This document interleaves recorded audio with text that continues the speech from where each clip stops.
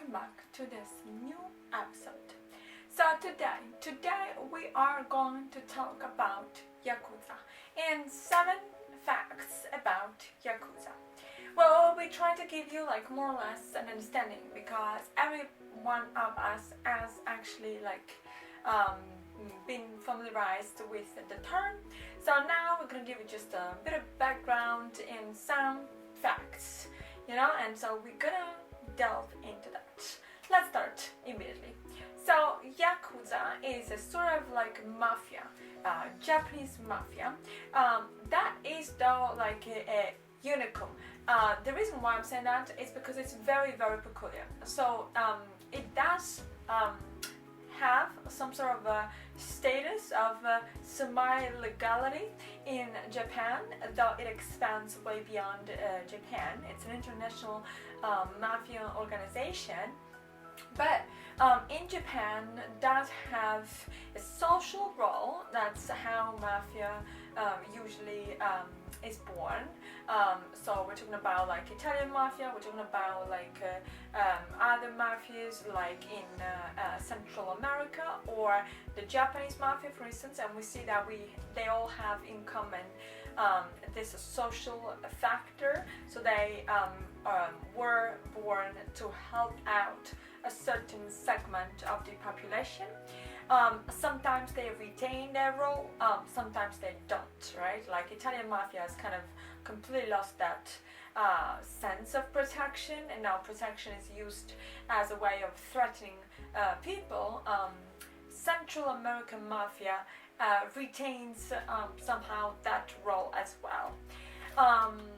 So anyway, Japanese mafia that has both roles, plus in Japan, because of its particular status, in Japan Yakuza has the status so that they can invest also in legal activities. I mean, also in other countries they do that, but in Japan it seems that they are like a parastatal sort of apparatus. Now, Yakuza. Where Yakuza and how Yakuza was born.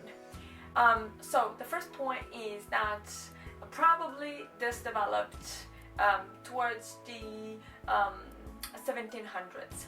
And we're saying that because in a previous episode we talked about samurai, and we talked about ronin, this samurai without a owner, without a master, that were roaming villages, and they were roaming from one village to another, and they were sacking all they could find.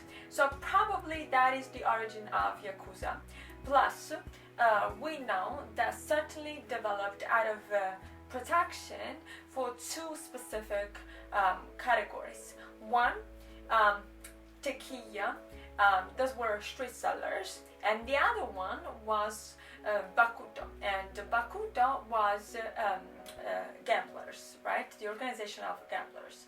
So specifically, this organization was born to protect, to organize the protection of those 2 categories. Now, this is very important because the term itself, according to one writer, Atsushi Mizoguchi, the term itself, Yakuza, might be derived from Ya meaning 8, Ku meaning 9, and Za meaning 3. If we sum them up, they would give the losing score, known as Anufada. And indeed, the term that was originally used, Yakuza, was referred to marginal, marginal loser. Yakuza has 3 main rules. 1, don't touch the other wives. Yeah, so the wives are out of the business, kind of thing. 2, do not reveal ever the secrets of the Yakuza. 3 is be faithful and be loyal to your boss, to your master. Okay. Indeed, when somebody is not that loyal, what happens is that their fingers, and specifically the last finger, will be cut out, right? So one sign, one clue that we understand, or that we can understand that that person is member of the Yakuza family, it's either the lackage of the last finger or having a ring, because a ring might be used to cover the attachment of the prothesis, right? So that could be a very good clue. Cutting the finger is a practice that is now not that common, but it was known with a specific term, which was yubitsume.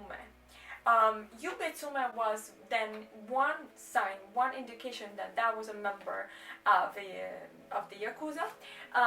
But also tattoos. That is why tattoos in Japan are so considered so negatively.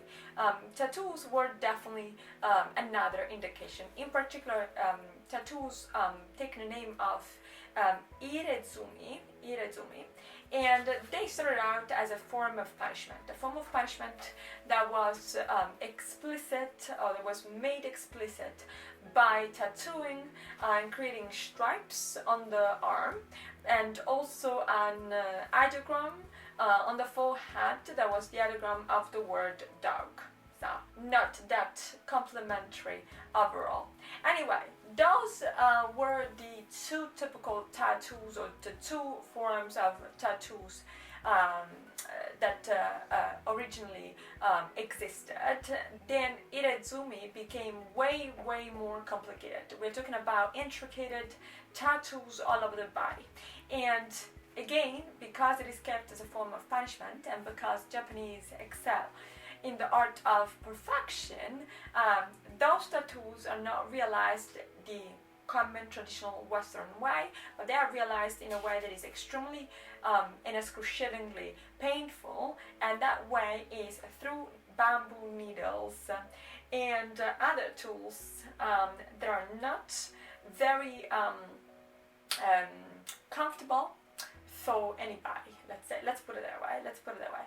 So we are at the point where nowadays Yakuza members are trying to merge more with society, so that might not be that evident, but it's important because it's important for many reasons, but we also know that some Yakuza members skin might have a market, meaning on the black market, or might be sold, meaning on the guy's that, in art galleries. So we went straight from mafia to art, just like that. Now, Yakuza, what does it do? More or less what every other mafia does, meaning extortion, smuggling, prostitution. No, prostitution I don't know. And then there's a drug dealing, and drug dealing is not for every Yakuza member, right? Some are in favor, some are opposite to that.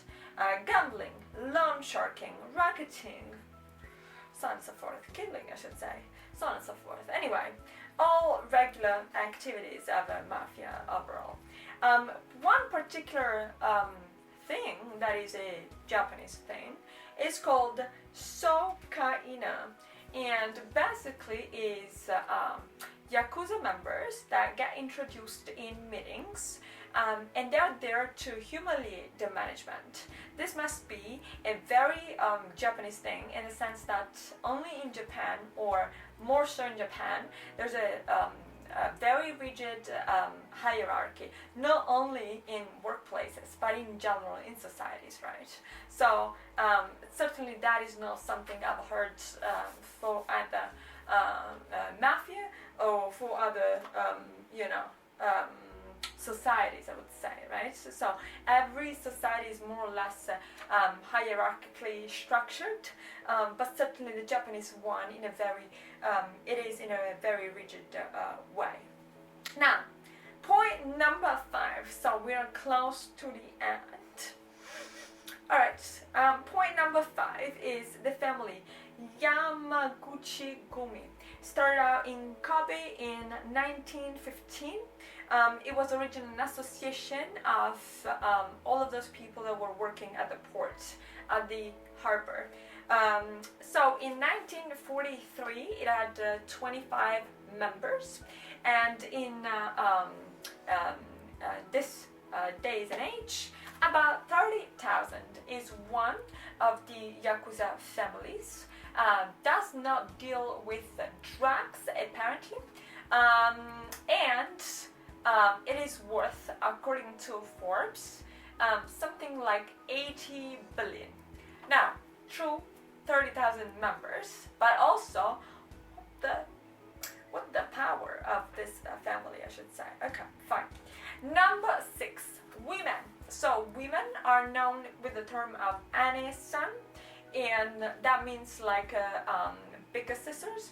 So in theory, they should not be involved with criminal organizations and with criminal activities, okay?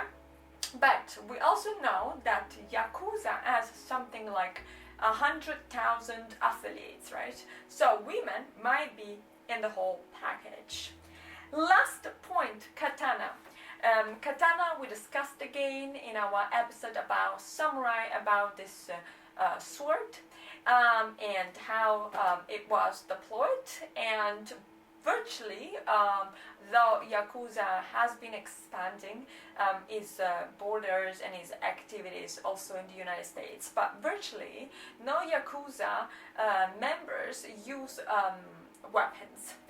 They mostly use katanas, and that is, of course, because there's a cultural element in that. In one typical example of that was the assassination in 1994 of Yuntaro Suzuki, president of Fuji. He was assassinated like that. They commit those kind of crimes, those kind of killings. There are very public and very much will end up at the center of attention. They commit those killings by using katana. So, guys, that was fact number 7, which means that we're done. We finished. So, guys, let us know what you think.